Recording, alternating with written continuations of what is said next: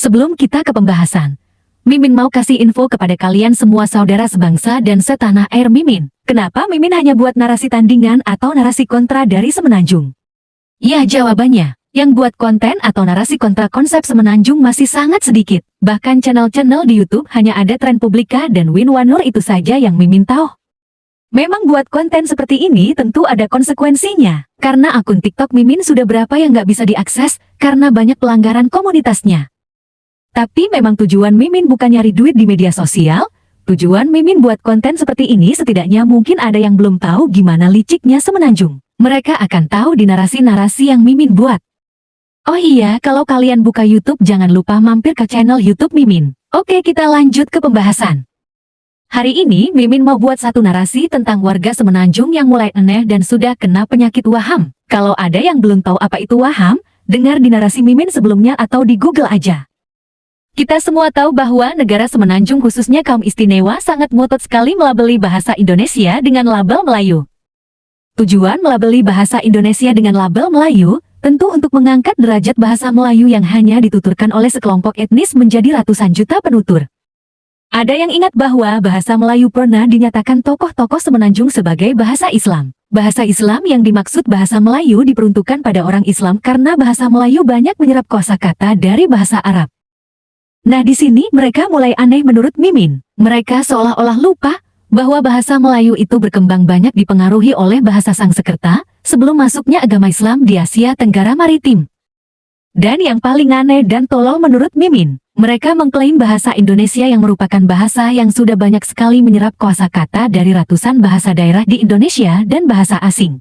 Karena sudah banyak menyerap kosakata asing dan bahasa daerah, artinya bahasa Indonesia tidak lagi bernuansa keislaman. Bahasa Melayu juga belakangan ini banyak sekali menyerap kosakata bahasa Inggris, kosakata bahasa Indonesia, dan termasuk juga bahasa Jawa. Ini kan aneh, menyebut bahasa Melayu bahasa Islam tapi banyak menyerap kosakata dari bahasa asing. Jadi kaum istimewa Semenanjung ini mereka tidak mengakui bahasa Indonesia tapi mereka menyerap kosakata bahasa Indonesia. Dan itu dibuktikan saat kerjasama bahasa antara Indonesia, Brunei, dan Malaysia. Kamus Bahasa Melayu yang edisi terbaru, sekitar 60% kosakatanya berasal dari bahasa Indonesia karena yang mengerjakan kamus itu profesor dari Indonesia. Namun kerjasama ini telah dihentikan karena Semenanjung ada maksud terselubung. Nah, karena kita sudah membahas ketololan kaum Semenanjung, kita akan membahas bagaimana mereka berusaha menyamakan bahasa Indonesia dan bahasa Melayu. Sebenarnya dalam realitasnya bahasa Indonesia dan bahasa Melayu sudah sangat jauh perbedaannya. Dari cara pengucapannya, kosakatanya yang berbeda. Bahkan walaupun kosakatanya ada yang sama tapi makna dan artinya berbeda jika menjadi satu kalimat. Dan juga bahasa Indonesia akan terus berkembang seiring perkembangan zaman, kosakatanya akan bertambah terus dari bahasa daerah di Indonesia. Jadi setiap kosakata yang jarang digunakan akan hilang dan digantikan oleh kosakata baru. Itu akan terus berlanjut dari edisi ke edisi selanjutnya. Makanya Mimin ibaratkan bahasa Indonesia ini hidup, karena bahasa Indonesia itu, setiap edisi kamus yang diterbitkan, pasti kosakatanya bertambah. Jadi mustahil bahasa Melayu itu sama dengan bahasa Indonesia. Bahkan jika kita membaca judul video atau judul berita dari Semenanjung, pasti orang Indonesia akan kebingungan memahaminya. Jadi kesimpulannya, itulah realitasnya bahwa bahasa Indonesia dan bahasa Melayu bukan bahasa yang bisa terhubung satu sama lain. Bahasa Indonesia bukan bahasa Inggris atau bahasa Arab yang jalan di tempat. Mimin punya satu video ini Mimin ambil dari Trans 7. Maaf Trans 7, Mimin ambil potongan videonya. Dalam video ini, Rina Nose menceritakan perbedaan bahasa Melayu dan bahasa Indonesia. Berikut videonya. Kamu itu tiap minggu konser ya?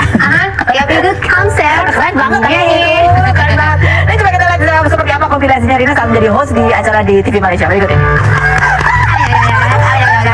Apa itu? Iya. Tapi benar bahwa ya itu semua menangkan yang kamu kerjakan. Tapi yang paling menangkan adalah masalah bahasa juga. Iya, betul. Bahasa, ternyata bahasa Malaysia waktu pas aku di sana itu tidak seperti bahasa Upin Ipin yang biasa aku dengar. Di sana ternyata lebih banyak logat-logat yang aku nggak ngerti. Dan ternyata istilah-istilahnya pun juga aku banyak nggak ngerti gitu. Oh gitu. Jadi dan ada banyak bahasa Indonesia yang kurang lebih sama tapi sebenarnya maknanya beda gitu. Betul.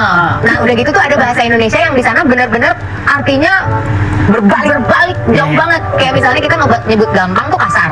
Butuh tuh kasar di sana. Jadi kayak aku tidak butuh kamu, tapi mau ngomong butuh gimana ya, nggak boleh gitu. Jadinya gimana ya, kalau perlu. Jadi diinget-inget jangan sampai ngomong butuh, jangan sampai ngomong gampang gitu. Iya kan susah ya kan kadang-kadang kan kamu kan ini improvisasi gitu ya sambil mikir. Jadi bener-bener hati-hati. Tapi takutnya salah ngomong gitu. Belum lagi memikirkan harus impersonate, meriset dulu apa Belum lagi materi-materinya kita mesti mikirin. Jadi lumayan sih, apalagi kalau baca